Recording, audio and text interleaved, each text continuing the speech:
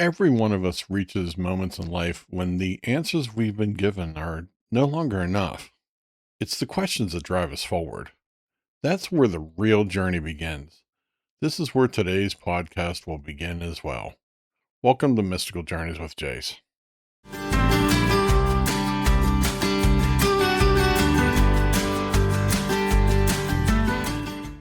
Hey, everybody. Welcome back to Mystical Journeys with Jase. I want to start today a little differently than I normally do because this isn't really an episode in the way that the last 29 have been. This one's a turning point, and I want to walk you through it because I think it matters not just for the show, but for you. Looking back over the last 35 years, I don't think my life was changed by the answers I found. It was changed by the questions I finally heard the courage to ask. And that's really what today is about. Not answers, but questions. So let me tell you how I got here. I was 17 years old. I was getting ready for a wrestling match. And I remember I'm jumping up and doing a little bit of jump rope and getting ready for this match. I didn't realize that moment, that was going to be the beginning of where my life was going to change into a direction that I wasn't expecting. I go out, I'm wrestling with this guy, and I'm doing pretty well. And I used a move called a leg in. And I reach over and I'm trying to grab the guy, and he twists to the left, but I twist to the right. And all of a sudden, there was this popping sound. And my father told me later on that night that he had heard the sound all the way up where he was at the top of the bleachers. Finishing up the match, because I wouldn't give up on my team, I was hurt really badly.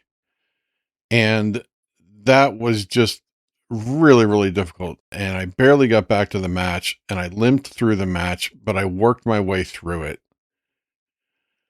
After I got home, I was amazingly tired for some reason. I was definitely very weak from not really getting enough food. I have to say that when you're in wrestling in high school, I'll tell you what, it puts a strain on your body.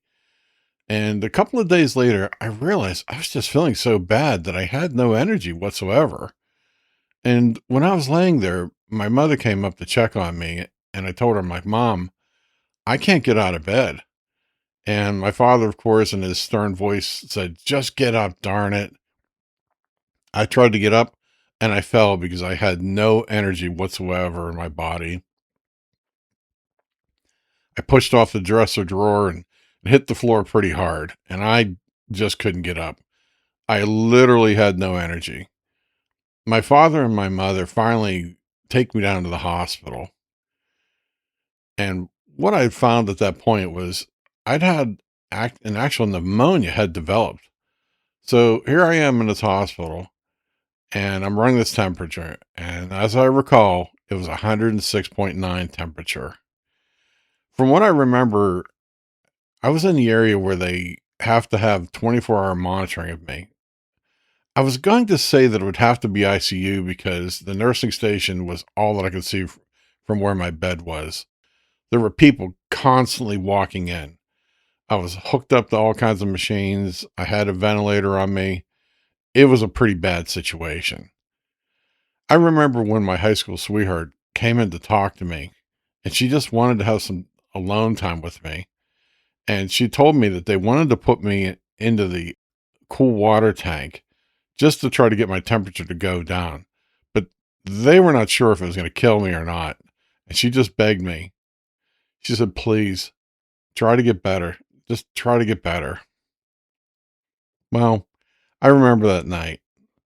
I was looking over the side of my bed, and it looked as though there was a mist that was between me and something else that I remember. I was like, I remember thinking very clearly, wow, if I could just get through that mist, there's all kinds of things that were there that could probably teach me and share with me all kinds of different things that I really might want to learn. And while I'm living in this life, I could just tap into some things that not everybody would be able to tap into. I remember it was the moment that I had been running a temperature for several days. I woke up a little bit and I just said, Great Spirit, I said, look, if you really want me to move forward with my life, and my girlfriend's really scared for me right now, I'd like to ask you to just please save me. Get me through this. And I will start trying to look through that mist I saw earlier. And I'll start trying to live my life in a way that helps others. All I can say is that at that moment, I seem to remember passing out again. Well, that following morning, I woke up and my temperature had actually dropped down to 104.7.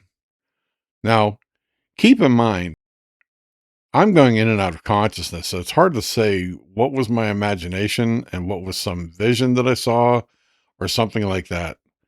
Let me just say that in a few days, I had quite the adventure in the hospital, especially when I walked out of the room and heard on the overhead speaker hospital staff calling my name to please report back to my room. Well, I ended up getting back to the room. I ended up recovering. I ended up going home, and my life ended up taking a very major course correction. I ended up becoming even more insightful than the way that I was. I ended up wanting to make different choices than where I expected my life to be. Whatever had happened, it did something to me that a 17-year-old is just not prepared for. It stripped away the assumption that I'd grown up with, that the adults around me, the doctors, the people I trusted had all the answers, because they didn't. Nobody did at that moment. There was more to connect than just people asking you to sign hospital forms. And that's a strange thing to learn at 17. After this, I remember having no acceptable answers, just a bunch of questions, big ones. Why is this happening? Why me? What am I supposed to do with this? And for the first time in my life, nobody handed me a simple explanation. I had to go looking for the answers myself. So that's what I did. I started asking deeper questions, not the kind you ask and just move on from, but the kind that follow you around for years. They tap you on the shoulder at the worst possible moments. And that search turned into most of my life. Anyhow, 35 years working with thousands of people and one voice, one story, one session at a time. 35 years of traveling, sitting with indigenous elders and wisdom keepers, learning traditions that had nothing to do with where I grew up, but everything to do with what I was actually looking for. I sat in circles where nobody spoke my language, and I could just understand almost exactly what was being said. I learned that wisdom doesn't need translation the way that information does. 35 years of studying, shamanic practice, and energy work, and eventually voice analysis itself. That part of surprised me the most. Honestly, I didn't set out to become a voice analysis practitioner or work in shamanism the way that I do. But the deeper I got into energy work, the more I kept noticing that the frequencies in people's voices were telling me things their words weren't. 26 years now, digging into that voice reveals, it's been some really amazing work. And 35 years of exploring and studying and experiencing and trying to make sense of all of this and all the things that I had picked up over the years. And here's the thing that took me the longest to see. After all that traveling, after all that studying, after all those conversations with those different people and those different places, I started to notice something. everyone is asking a similar handful of questions. Doesn't matter what their age is, or their background, where they grew up, or what they believe in walking in the door. A grieving mother in one city, a burnout executive in another, a 22-year-old who can't explain why she cries in her car in parking lots. Strip away the details, and it's a similar handful of questions over and over again. That realization is the whole reason we're having this conversation today. Because once you see that pattern, you can't unsee it. And I started to feel like it would almost be irresponsible of me to keep making the show about handing you more information when I kept watching session after session. What people were finally realizing just in a moment that they had their question right out loud. I remember one ceremony in particular. I won't get into every detail here. That's a conversation for another day. But I remember sitting there watching an elder work and realizing that nobody in the circle was being handed an answer.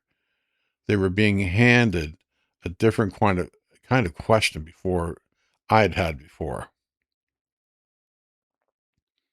People that I've met, the more that I realize we're all asking similar questions.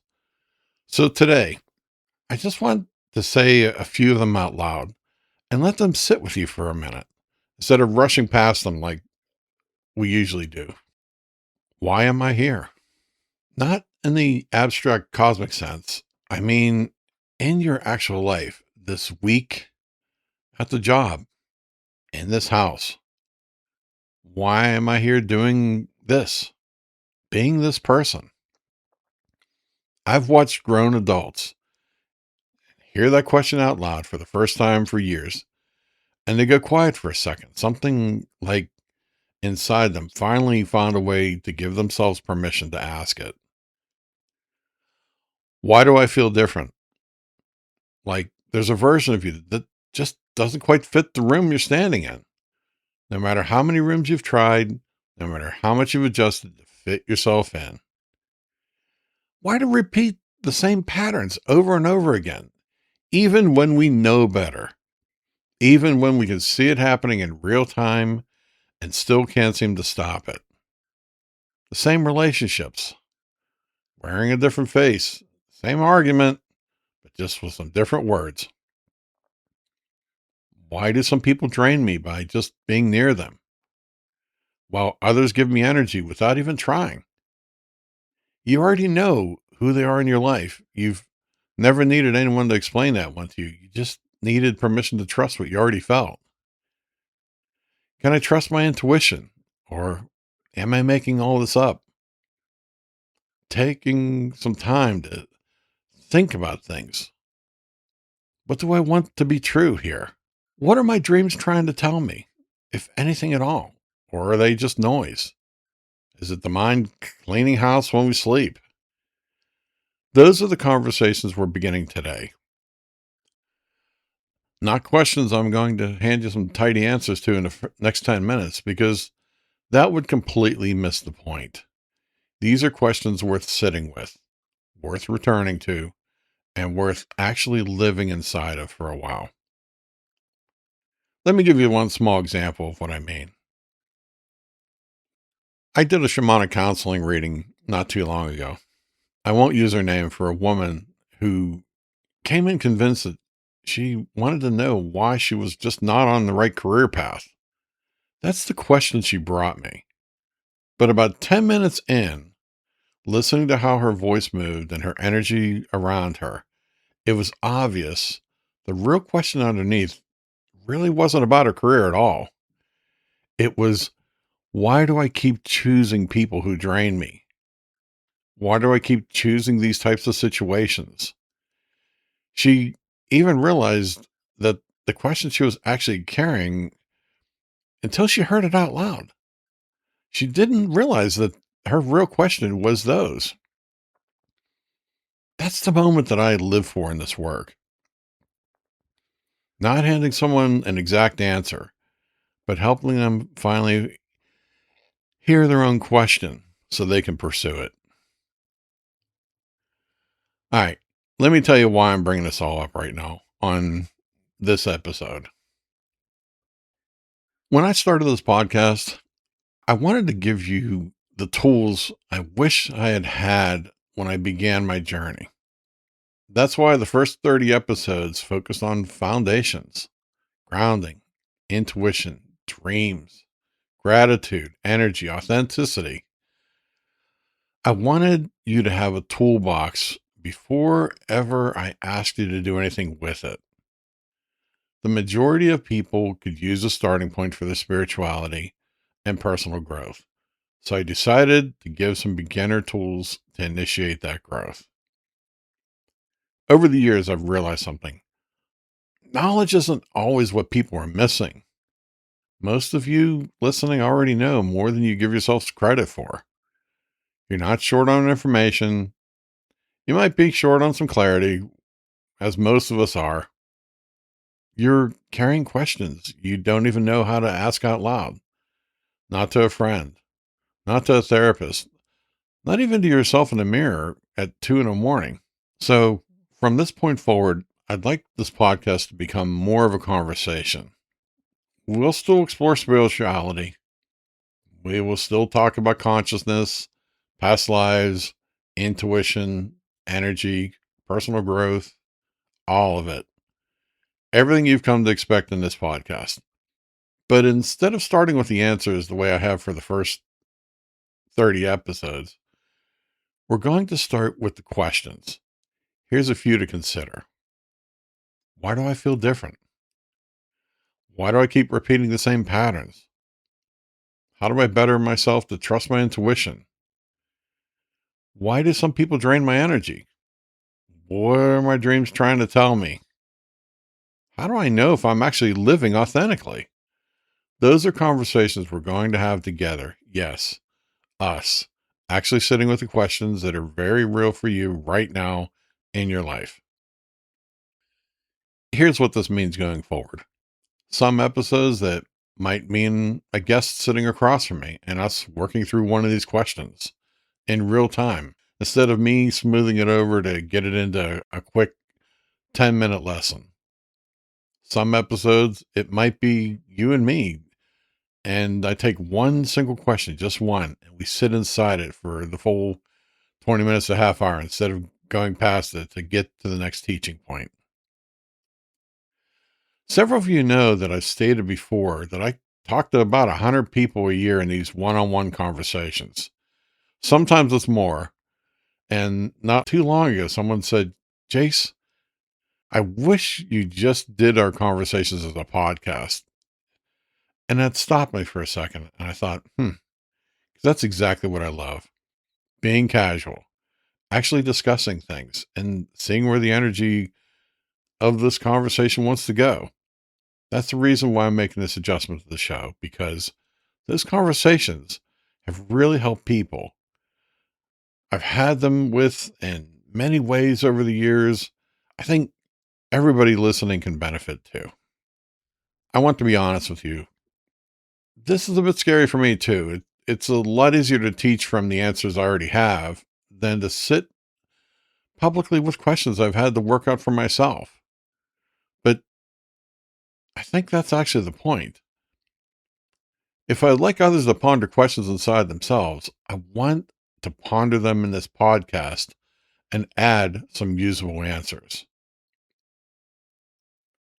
If you've been here since episode 1, thank you. You've watched this thing grow from a guy talking about grounding and gratitude and into whatever this is turning into now. And you've been patient with me while I figured out everything that I actually wanted this podcast to become. That patience means more to me than you probably know. And if today's your first episode you found, well, welcome. You didn't stumble in on some random Tuesday. I think you're arriving at the exact right time. So here's what I'd like you to do for this week. Pick one of those questions, just one, and actually sit with it. Don't try to answer it right away. Don't reach for a book or a podcast or even this one get it to solve it for you.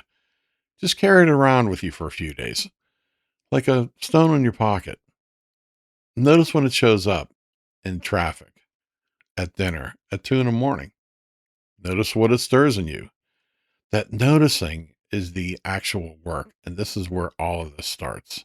And if you want, drop it in some of the comments on the Facebook channel or the YouTube channel. Let's start the conversation there, even before we get to the next episode. I read every single one. And honestly, some of the best moments in this new direction are going to come from what you bring to me and what we're able to share with others. And if this new direction is something you want to see grow, if you'd like to help with the show, while it's getting to be something bigger, you can always support it through my coffee page link below. Share this channel with a friend, and then they can go along and grow with you as well. I found that when you invite a friend to your conversation, you grow along with them. All right. I'll see you next time. And until then, thank yourself because you deserve it for showing up today, for being willing to sit with a question and ponder it. It's going to help with all of our growth. I know people have heard this from me before. The proof's in the results. Thank you.